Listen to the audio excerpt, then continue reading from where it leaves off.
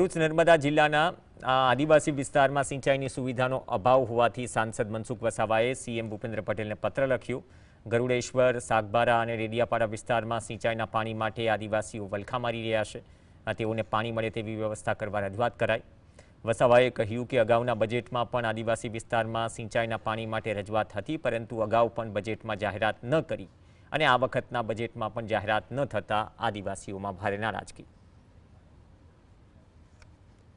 Gangapur dam બનાવવામાં આવે અને સાથે સાથે નર્મદાનું જે પાણી છે એ લીપ કરીને ડેડિયાપાડા તાલુકાના ગંગાપુર ડેમમાં નાખવામાં આવે અને કરજણ ડેમમાં નાખવામાં આવે।